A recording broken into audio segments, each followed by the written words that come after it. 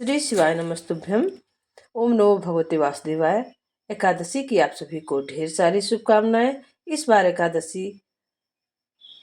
अमाल की एकादशी जो है 10 तारीख को पड़ रही है, दिन सोमवार को। और यह एकादशी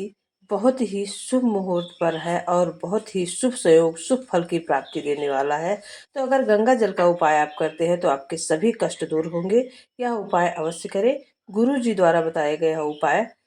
शिव पुराण और विष्णु पुराण में वर्णित है। यह उपाय करते हैं तो आपके जीवन में सभी कष्ट बाधा दूर होगी। दिन भर में किसी भी समय यह उपाय कर सकते हैं। आइए सुनते हैं।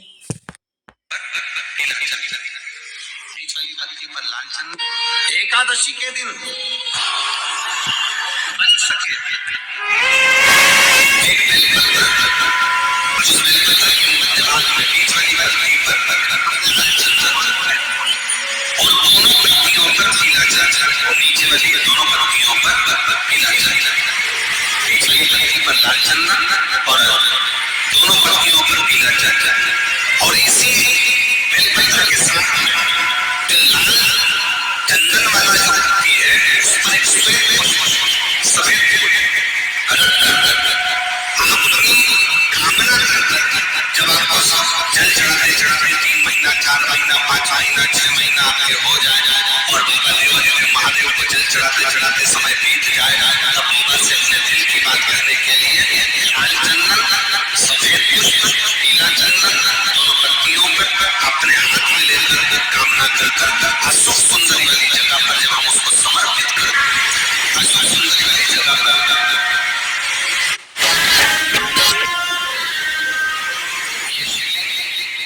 जलाधारी और उसके सामने का जो भाग है उसके मध्य भाग में अशोक सुंदरी का स्थान, इसी स्थान पर बेलपत्र और सूर्य पुष्प, बीच वाली पत्ती पर लाल चंदन,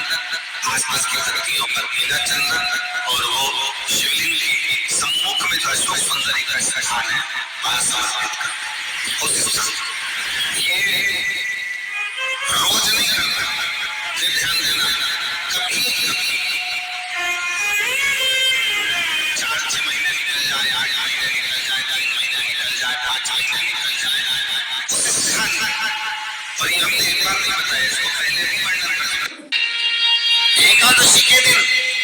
गंगा के जल में मात्र 7 बेलपत्री डालकर जो नंदीश्वर भगवान अर्थात जो शंकर जी के शिवलिंग के सामने नंदी होता है, उस नंदी के चरण पर गंगा का जल चढ़ाकर बेलपत्री शिव पर समर्पित कर देता है, उसके घर में रुपया रुकना चालू हो जाता है। फिर वो गलत जगह पर नहीं जाता, गलत स्थान पर वो धन जाएगा ही नहीं। बेटा अगर व्यसन में पड़ा हुआ है, मद्यपान में पड़ा हुआ है, मांसाहार में, जुए आदि में जा रहा है, तुम्हें लग रहा है कि मेरा बेटा गलत मार्ग पर जा रहा है, ये मित्र दोस्ती गलत हो रही है, वो सही जगह पर आ जाए तो हो रही है। 30,000 रुपये महीना, 40,000 रुपये महीना कमा कर लेकर भी कमाई काफी हो रही है। 30-40 हजार रुपये महीना आप कमा रहे हो, 50,000 रुपये महीना, 1 लाख 2 लाख 4 लाख रुपए आप कमा भी रहे हो, पर आया और चला गया, उसका क्या करोगे?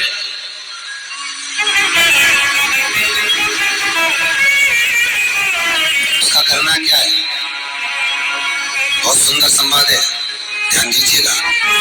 जिसके घर में कमाने वाले 2-4 हैं, पैसा तो आ रहा है और घर में टिक नहीं रहा, डॉक्टर में, पुलिस में, एक्सीडेंट आदि में, कहीं गलत जगह पर व्यसन में अगर पैसा जा रहा है, जुए में, मांसाहार, मद्यपान, या कहीं आया पैसा आने में कभी नहीं आ रहा है पर टिक नहीं रहा, रुक नहीं रहा, कोई मांगने आ गया, दे दिया, फिर वहां से अपने पास नहीं आ रहा, अपन कह रहा भैया हमारा पैसा लौटा दो, नहीं आ रहा।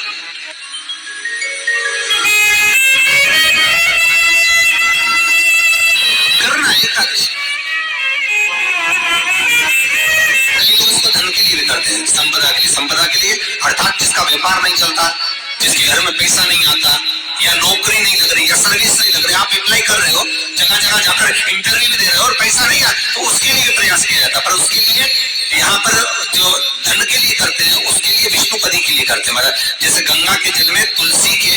11 पत्ते डाले जाते हैं, कितने पत्ते डालते हैं? 11 तुलसी के पत्ते डालते हैं और उसको किसी नारायण के मंदिर में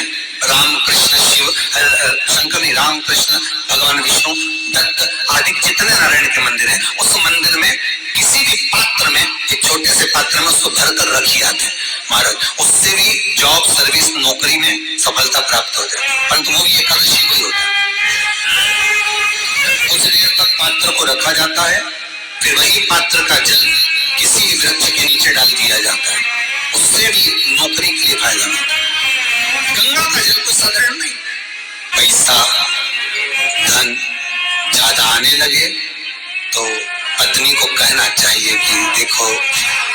थोड़ा बहुत मेरा मन है, शिव महापुराण की कथा हो जाए, या फिर कहीं सत्कर्म में लग जाए, कहीं ब्राह्मण भोज, साधु भोज, सन्यासी भोज, गुरु जन में, संत जन में, साधु जन में, तपस्वी जन में कहीं लग जाए। ये धर्म पत्नी, जहां धर्म जुड़ा हुआ हो वो धर्म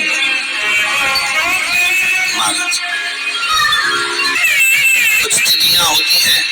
जिन तिथियों में अगर आप रोज गंगा का जल शंकर को नहीं चढ़ा सकते तो शिव महापुराण कथा कहती है, स्कंद पुराण कहती है, विष्णु पुराण कहती है, गर्ग संहिता कहती है, गीता प्रोस गोरखपुर का कल्याण का गंगा अंक कहता है कि कुछ तिथियां भारत की भूमि पर ऐसी वर्णित है जिन तिथियों में भी गंगा का जल हम शिव को अगर एक बूंद भी समर्पित कर रहे हैं, गंगा का जल मात्र एक आधी चम्मच भी, आचमन जितना भी अगर हम शिव को समर्पित कर रहे हैं तो उसका सुख आनंदित है। जैसे पंचमी तिथि, नवमी तिथि, दशमी तिथि, एकादशी, प्रदोष, पूर्णिमा, अमावस्या, ये तिथियां हमारे यहाँ जो दी गई हैं, इन तिथियों में अगर हम गंगा का मात्र थोड़ा सा जल भी अगर जल के पात्र में डालकर गंगा जी का जल थोड़ा सा भी शिव के पास लेकर जा रहे हैं तो ये एक भाव अपने भीतर होना चाहिए कि आप केवल गंगा का जल साधारण शिव मंदिर में समर्पित नहीं कर रहे हो, आप गंगा का जल भले अपने घर से लेकर जा रहे हो, थोड़ा सा भी जल ले जाकर अगर शिव को समर्पित कर रहे हो तो तुम्हारे भीतर ये भाव होना चाहिए कि मैं गंगोत्री से जल भरकर सीधे रामेश्वर में ले जाकर गंगा के जल को समर्पित कर रही हूँ। श्रावण के महीने में या अन्य महीने में आप शिव को समर्पित कर रहे हैं, आपके भीतर एक भाव उत्पन्न होना चाहिए। एक बात आपको कही थी गुरु महिमा में कि घर से जब निकला करो ना तो भगवान देवाधिदेव महादेव का नाम लेकर श्री शिवाय नमस्तुभ्यम,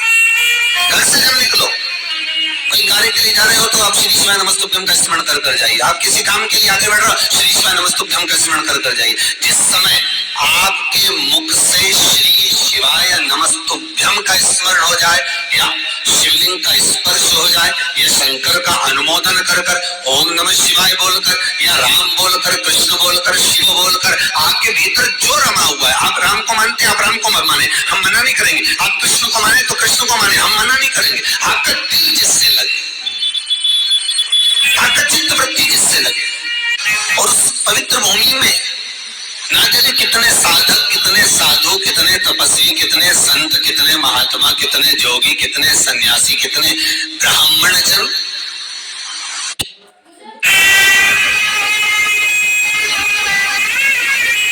पवित्र